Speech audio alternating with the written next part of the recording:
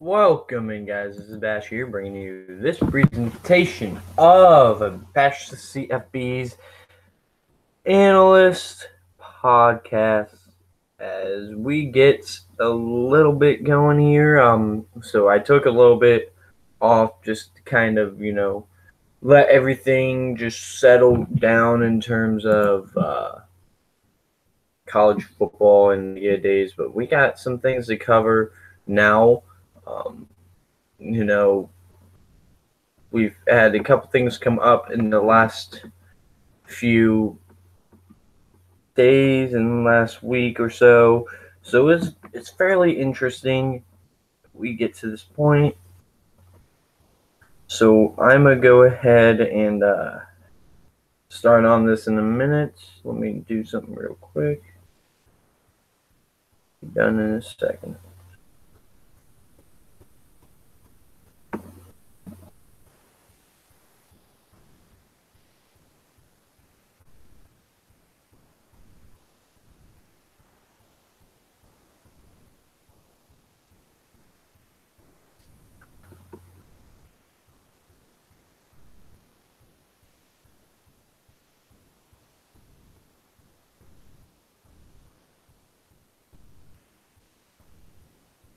All right.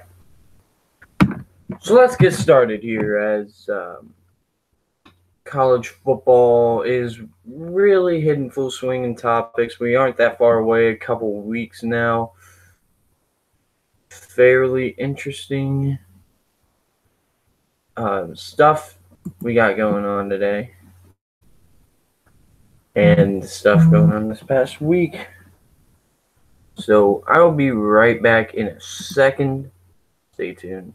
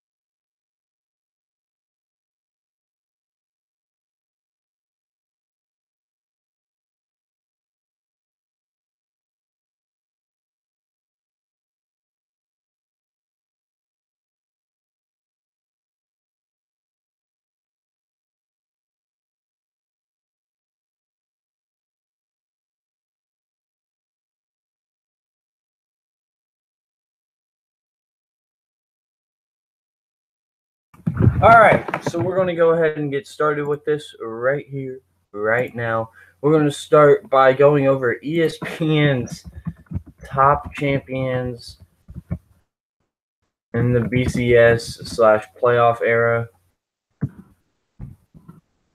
Fairly interesting past 20 years ranked. Now that we get to 20 years since the BCS kicked off. Number one was the 2005 Texas Longhorns. Absolutely not. They played in the best game. They did not have the best team there. I'd argue that the 2005, USC team was better. I'm just saying. So the fact that they put them there, it's really just a Vince Young showcase right there.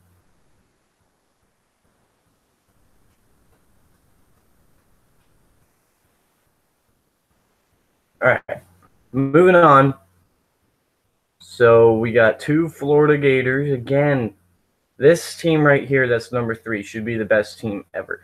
2001 Miami. No one competes with 2001 Miami. No one. All right. 38 future NFL draft picks. Clinton Portis, Willis McGahee, and Frank Gore all in the same backfield. Frank Gore didn't get carries. Ken Dorsey was a good college football quarterback. He distributed the ball to all this talent. Kellen Winslow, Jeremy Shockey, Andre Johnson, Roscoe Parrish, people like that. Then you go to the defensive side, and man, that might have been the best defense ever. Vince Wilfork, Jonathan Vilma, Sean Taylor, Ed Reed, all these guys on this team, and I'm sure there are plenty more to name. All these guys were outstanding players. I don't know why they're not number one. They deserve to be number one over Texas. Texas had a couple pretty good guys. I wouldn't. When people say all you can name is Vince Young, no, Michael Griffin, Michael Huff. Those guys were good. Jonathan Scott. These guys were good.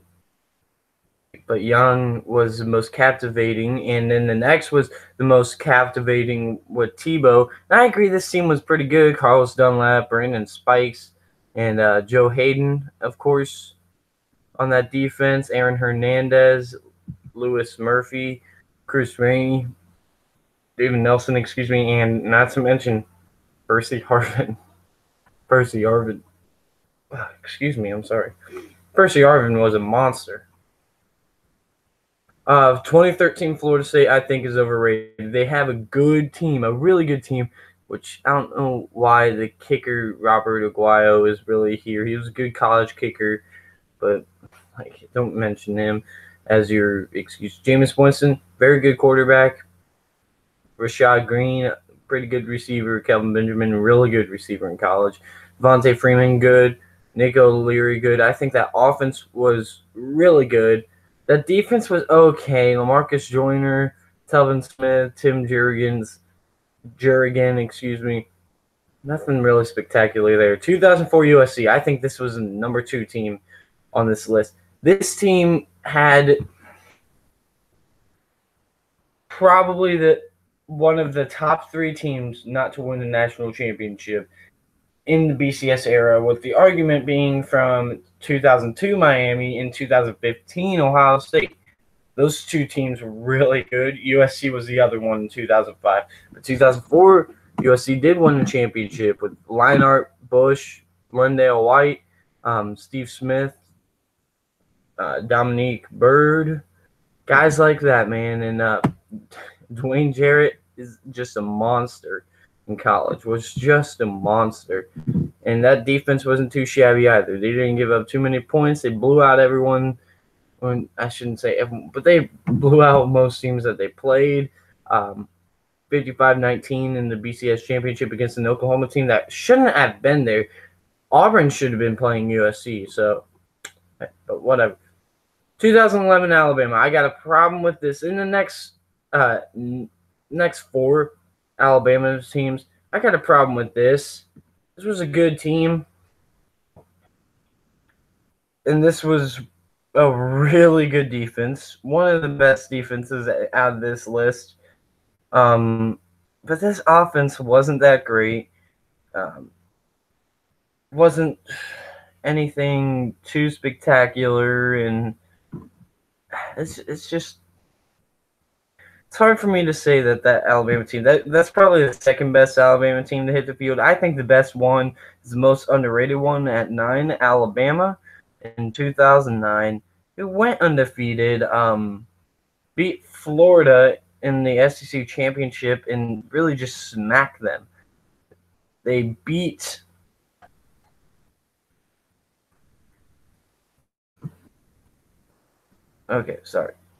lost my train of thought. So they beat Florida and smacked them in the mouth by a score of 31-20. Alabama held 7 opponents to 10 points or fewer, so this defense wasn't anything tremendous. And I say, out of all these backs that have been at Bama, Mark Ingram is the best, and he's the guy who started it all. I don't think Eddie Lacy, T.J. Yeldon, Trent Richardson, none of these guys, and now we got Bo Scarborough, Damian Harris. None of these guys really compare to him. Honestly, I think that Ingram had a better argument than Henry did to win the Heisman against those 2 Stanford running backs that we talk about those seasons.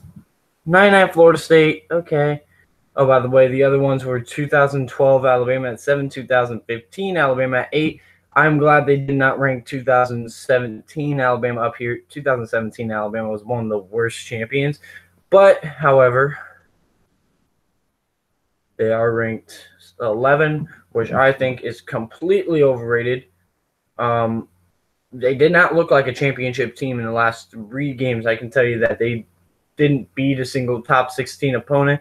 That I don't think that's really happened out of any champion we've had in this list. I could be wrong, but I don't think that's happened. I think the champion at least beat one of them or one team up there that didn't go undefeated at least. 12 is 2016 Clemson. I think they should be ahead of, well, I think all these teams should be. 13, 2000 Oklahoma.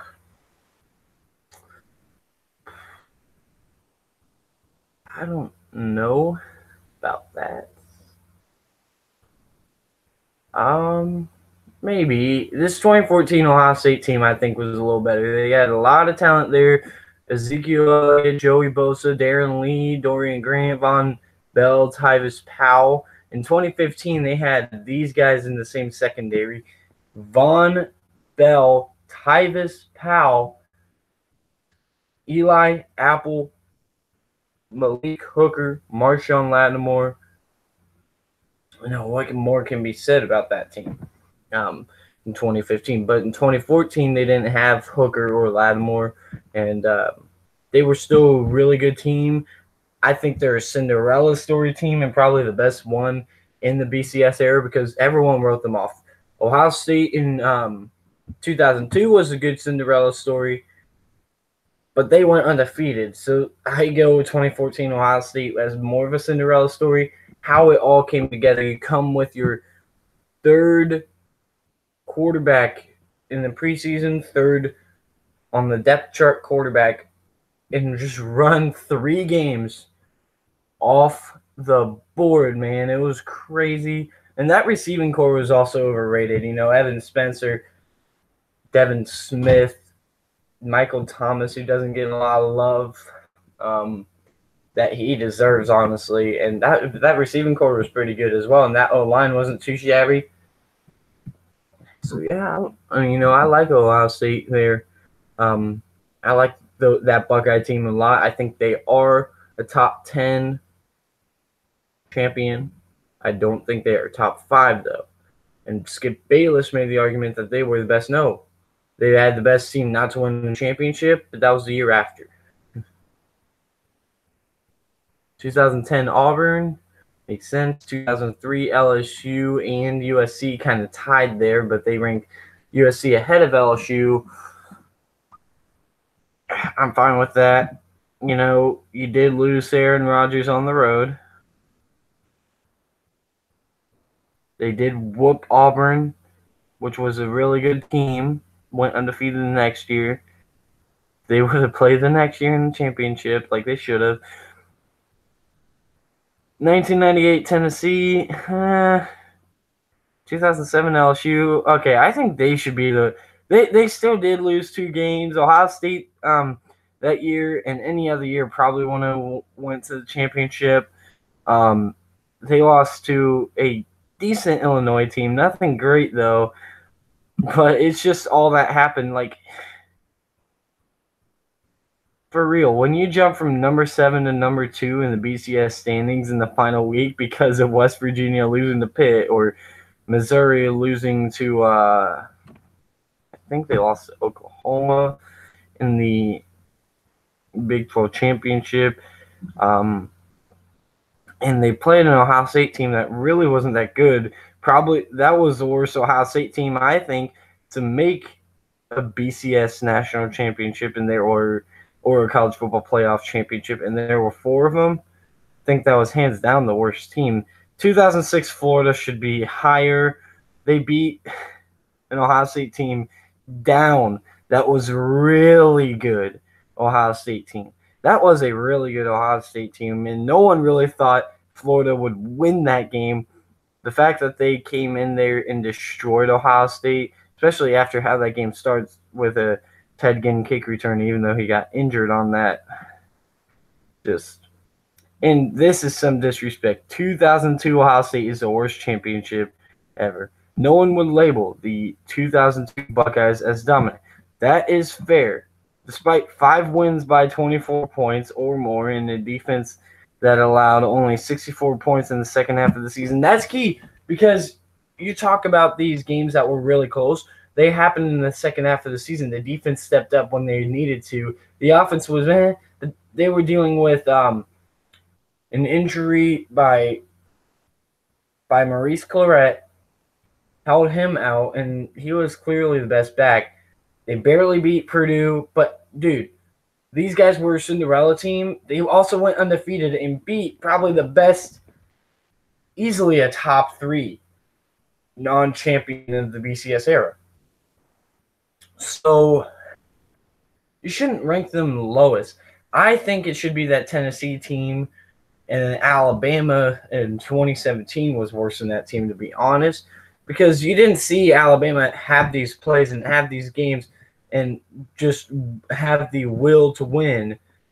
And, overtime win against Illinois, the Holy Buckeye play against Purdue. That Penn State game was pretty close. A pick 6 by Gamble really took it away.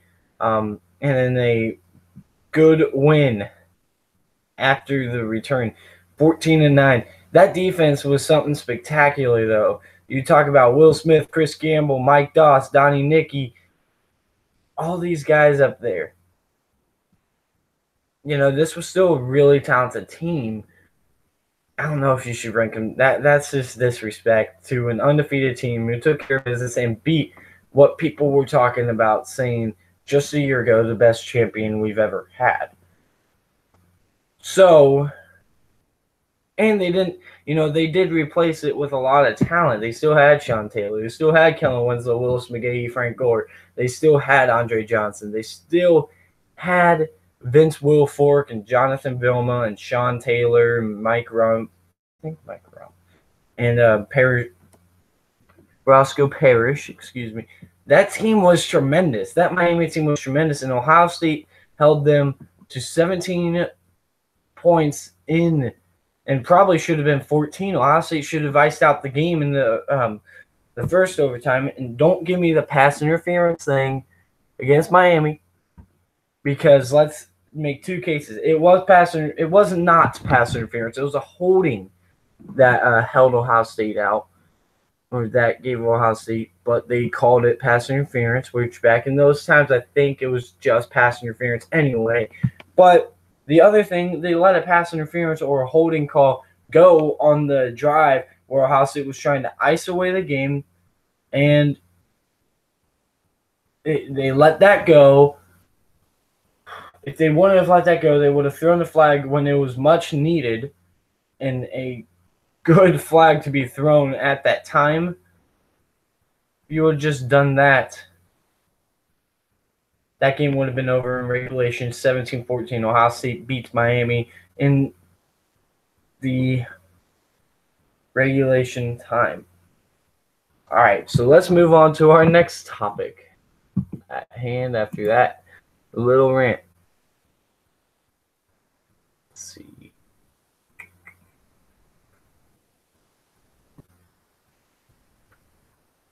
Meyer wins another national championship. Well, Ohio State fans claim he's the best in the country, like they did after 2014. See, as a Buckeye fan, I don't speak for all Buckeye fans, but here's all I'm going to say about Ohio State is these guys did, as a matter of fact,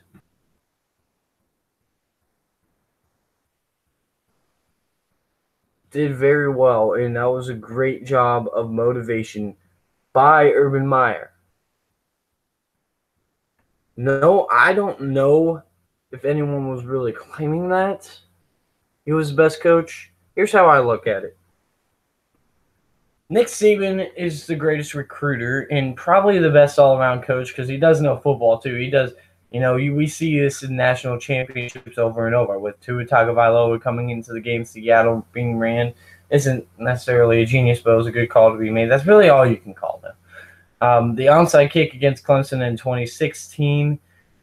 Coaching is pretty good from Nick Saban, so he knows his stuff in football, so he's probably the best coach we have now. But the guy who knows football best is Chris Peterson, off the radar, because no one really talks about Chris Peterson.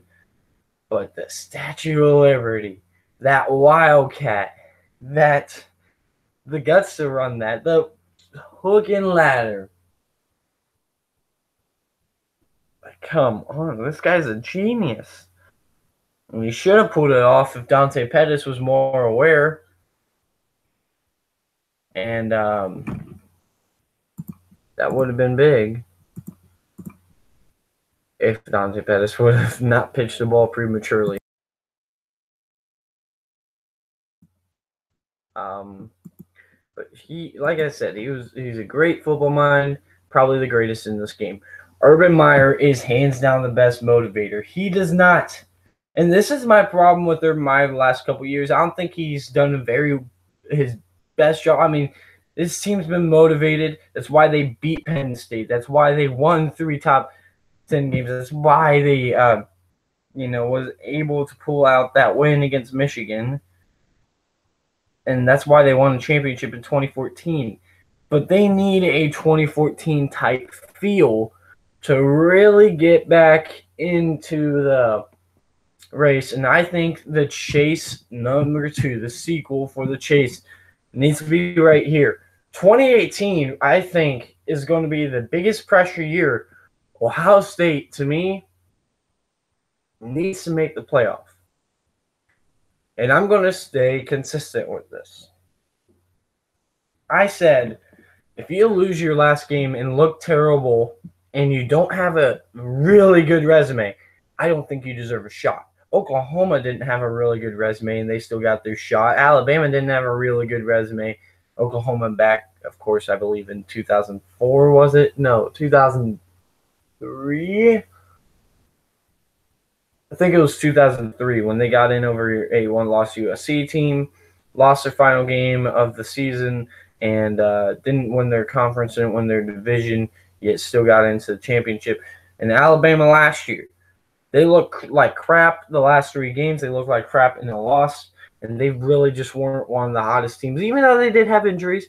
I'll give you they had injuries, but it's still not any excuse, really, to play that poorly. And, when people say you played that poorly, you can't deny it.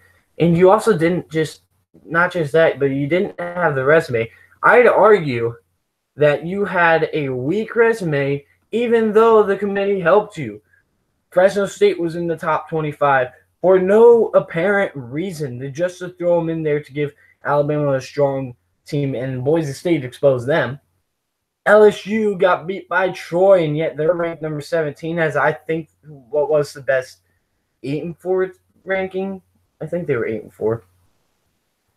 Why was Mississippi State still in the top 25?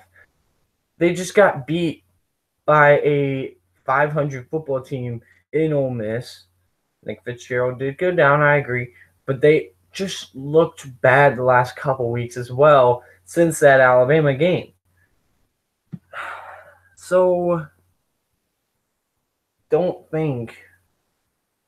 I think Alabama really should have honestly had one top 25 win. It should have barely been a top 25 win, which was LSU.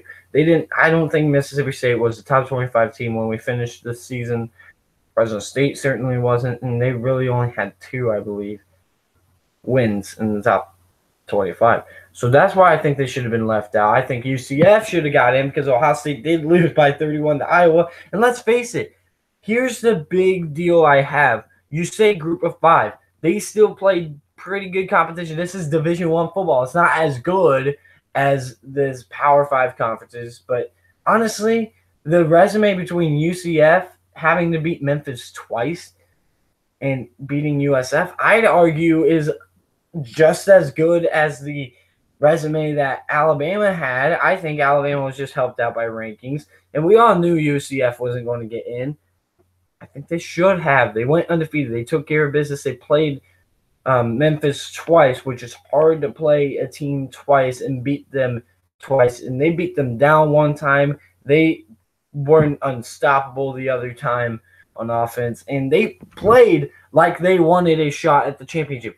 Alabama didn't. Or Alabama at least acted like, well, we're going to get the shot anyway, so let's just not show up. That's like the approach Alabama made in the last 3 games, which is terrible. I don't think you should be able to play like that in your last 3 games, have a weak resume, and make it to the playoff. Okay? That is just what's all said and done right there. Fact of the matter is that UCF took care of their schedule. They did what they had to do. They did everything they could do. And they did it with style. They did it with passion. They did it in a way that just had a feel that they could go and compete for a championship. You say that they would have got blown out in the playoff, yet they beat Auburn, and they look like the better team against Auburn. Auburn beat Georgia and Alabama, 2 playoff teams. I'm not saying I'm not saying the transitive, whatever it is called. I don't even care what it's called. I'm not talking about that. The property, gosh, what is it? Transitive property or something like that. I don't know. I don't ever use it. Let's see. Yeah, it's transitive property. That's what I thought it was. Anyway, sorry. I'm not using that. I'm not saying they would have beat Alabama or Georgia or frankly even compete, but I am saying that they should deserve a shot to do that. I think Ohio State, honestly, was in 2016, deserved a shot. You know why I say that? Because they had 3 top 10 wins. Top 10! 3 top 10. I believe it was 4 top 25, which was way more than Alabama had. Doubled their top 25 wins, I think, from 2017. Excuse me. And something that always resonated with me was what Joel Klatt said. Alabama in 2017 is not a good comparison for Ohio State in 2016. It's a better comparison for Ohio State in 2015. But I'd actually differ with that because Ohio State whooped up on a top 20 opponent in Michigan on the road. Alabama never did that. Alabama got outgained by LSU. Alabama barely won in Starkville. And Alabama lost to Auburn, which were the only top 25 teams they played.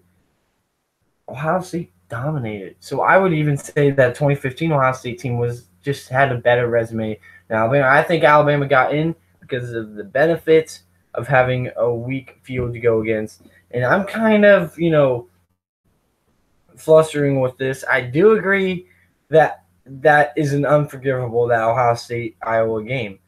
I do agree. However, Ohio State had a better resume, so there is an argument for Ohio State. Was Alabama the better choice? Probably. I mean, I don't know. We don't know what Ohio State would have done in the playoff. You can't say, well, the year before they went 31-0 against Clemson, a much better Clemson team. Probably, I would argue, maybe the best team of the college football playoff era. And people are also saying that Alabama was better than Clemson that year. I don't think they were. They certainly didn't have the captivating quarterback that Deshaun Watson was. I don't know. I mean, it's tough. But that was a really good Clemson team nonetheless. And after watching that game play out, it was basically this.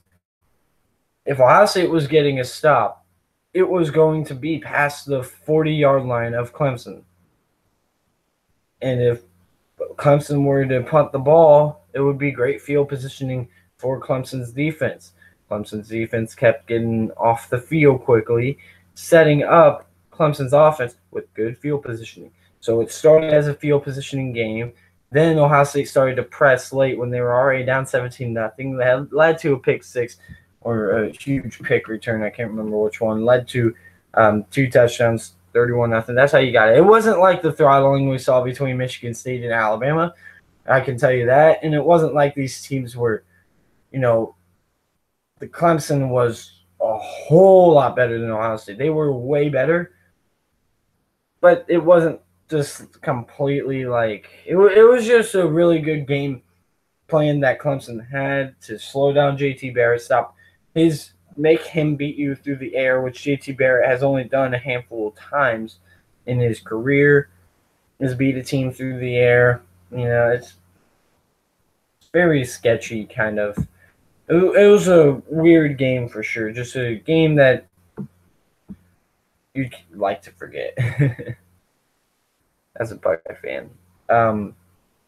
But 2015 Ohio State, that team was probably the most talented team not to make the playoff. I can't think of a more talented team to make the playoff. And the fact that we argue about this is honestly, to me, kind of mind-boggling because that team was looked at as a unanimous preseason pick for a national championship. And if they would have showed up against Michigan State, they didn't run the ball well, and that's all they really could do in the weather conditions. They would have showed up a little bit more on offense. They would have beat Michigan State easily. And if they wouldn't have given decent field positioning to Michigan State on that final drive, easily would have beat Michigan State in overtime. They were a much better team than Michigan State, but Michigan State beat them on the field in the shoe. And Michigan State was kind of more prepared for that weather. And anyone realize, everyone forgets this, Connor Cook was out. Wow, you guys lost to Michigan State without their starting quarterback. But they changed up their offense completely, which they haven't done all year. They ran a triple option throughout the game and controlled possession and tried to chew clock. That game was a quick game. Did not go slow. Or it did not go fast. It went slow, kind of, in terms of how the possessions went. But in terms of how quick the game ended, fast. So they kept that ball on the ground. They kept running triple option. I forget, Tyler O'Connor, I think, was the quarterback in for Connor Cook. So here's how I look at it. It was a field goal loss, terrible weather conditions for a spread offense, and they lost to a team that just made a quarterback change but ran a completely different offense that Ohio State could never have pictured happening, and they still shut it down pretty well. They still stopped it pretty decently well, only allowing 17 points in that game. It's just kind of some kind of thought. I would say that loss was much better than the Auburn loss that Alabama took. All right, so I'm going to move on, segue to my final thing. So in the weeks coming, we will have team previews. Me and one of my buddies will have team previews. We are going to go ahead and I think we're going to go conference by conference. I'm going to get on here when we're done with each conference and go through each team in each conference, giving you a brief summary and how we think they're going to do, how he thinks they're going to do, how I think they're going to do, even though you've already seen it. But I might change my mind studying up on these teams a little more, even though I'm very well educated on these teams. You can always open up room for more education and more school of thought here, and let's just see how it goes. It'll be very interesting. That will basically be the next couple weeks. I'll hop on here, probably do a couple podcasts like this, go through Facebook posts in this College Football Universe group. But other than that, I would just say have a great Sunday, have a great weekend, or whenever you're listening to this, have a great week on Monday if you're listening to this. It should be online possibly Monday, Tuesday. I'm off on Monday, Wednesday, Friday. So I'm going to try to podcast on those 3 days that I'm off. We'll see. I don't know. Maybe something will come up like it did last week. Because the reason I just decided to take a break was because I was working on Monday, and Tuesday, Wednesday, things just came up. Thursday, another thing came up. Friday, work. I worked 8.5 hours, which I did not expect. I only expected to work a few hours. Worked on, and then yesterday, I worked a good handful of hours. I forget how many, honestly. And then I was at a prospect day at a university over here for lacrosse. So that was another thing. I was there all day. Couldn't get here to podcast. And today I do work 8 hours, but I still am able to do these because I don't work until later in the afternoon. So that's kind of how it's going to go for the next week and the next couple weeks before college football starts. We are nearly a month away. In fact, I believe it is August 30th when the Thursday games kick off. Purdue, Northwestern, I expect that to be a great game. Two underrated teams. One team I think could finish in the top 25. Other team I think could be very good as well as a bowl team. Northwestern, of course, I think could finish top 25. But if they lose this Thursday night game against Purdue to open the season, I don't see it happening. And if Purdue does, they will have a shot. There's a lot of things I want to watch for with these guys, these quarterbacks, very solid quarterbacks indeed. So excited for that. I'm excited for week 1. About a month away, guys.